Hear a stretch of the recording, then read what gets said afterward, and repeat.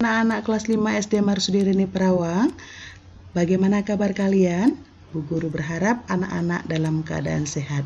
Hari ini dengan Bu Lia belajar tema 2, subtema 2, pembelajaran 5. Adapun tujuan pembelajaran kita pada hari ini yaitu nanti dengan menyimak penjelasan Bu Guru, anak-anak diharapkan mampu mengidentifikasi berbagai penyakit yang berhubungan dengan organ pernapasan manusia.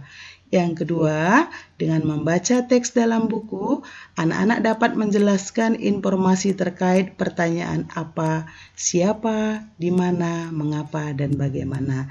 Yang ketiga, dengan menunjukkan clipping, anak-anak dapat menceritakan karya tari daerah yang menggunakan properti. Yang keempat, dengan memperhatikan gambar dan video, anak-anak dapat berlatih gerakan tari daerah menggunakan properti. Nah, anak-anak yang terkasih, tahukah kalian apa penyebab gangguan pernapasan? Nah, ternyata penyebab gangguan pernapasan tidak hanya disebabkan oleh udara yang kotor. Adapun penyebab gangguan pernapasan yaitu faktor keturunan, virus, bakteri, udara kotor, dan kelelahan. Nah, lalu apa saja penyakit pada sistem pernapasan?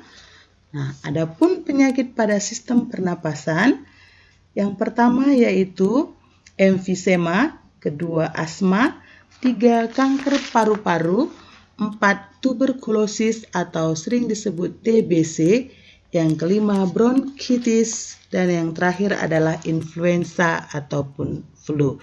Nah, kita lihat satu persatu penjelasannya. Anak-anak bisa lihat buku kalian halaman 80 sampai 81. Nah, kita lihat yang pertama yaitu emfisema. Nah, apa itu emfisema? Emfisema merupakan penyakit pada paru-paru, di mana paru-paru mengalami pembengkakan karena pembuluh darah pada paru-paru kemasukan udara. Nah, lalu yang kedua adalah asma. Asma merupakan kelainan penyumbatan saluran pernapasan yang disebabkan oleh alergi debu, bulu, ataupun perubahan cuaca. Nah, kelainan ini dapat diturunkan dan dapat kambuh jika suhu lingkungan cukup rendah ataupun keadaan dingin.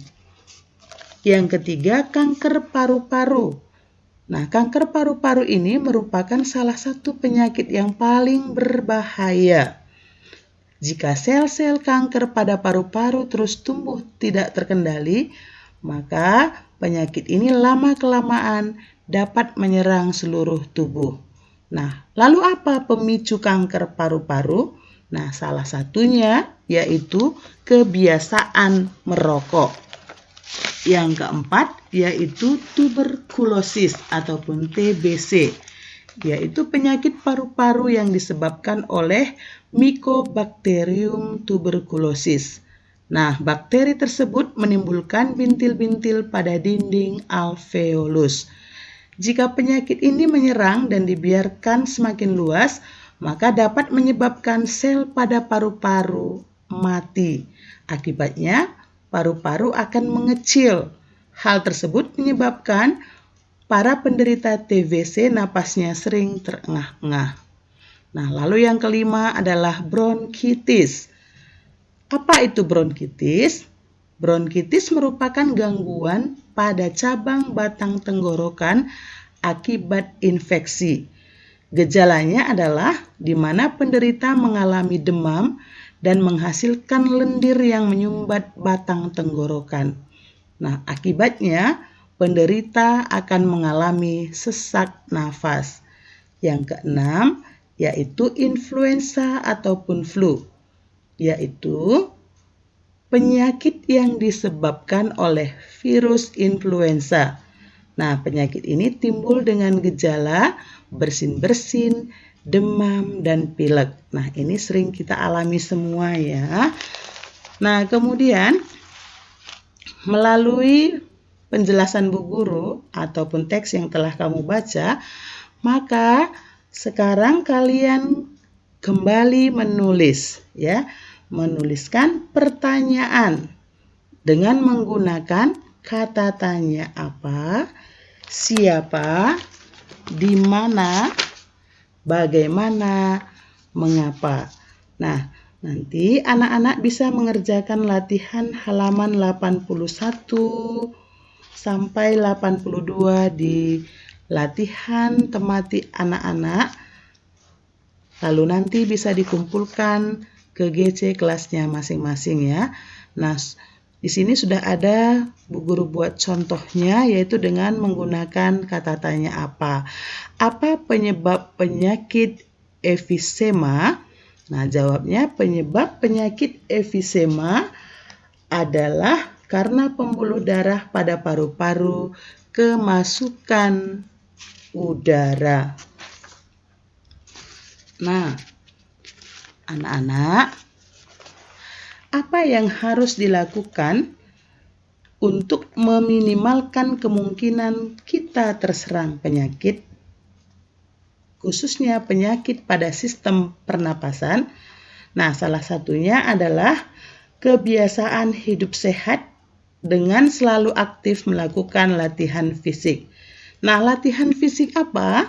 Contohnya adalah berolahraga. Nah, tetapi bisa juga dilakukan dengan menari, ya.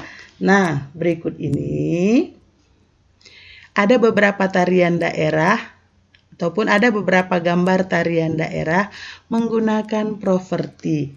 Nah, kita lihat yang pertama yaitu tari piring. Nah, ini adalah gambar tari piring. Nah, apakah properti yang digunakan pada tari piring? Properti yang digunakan yaitu piring, ya. Nah, bisa anak-anak lihat pada gambar.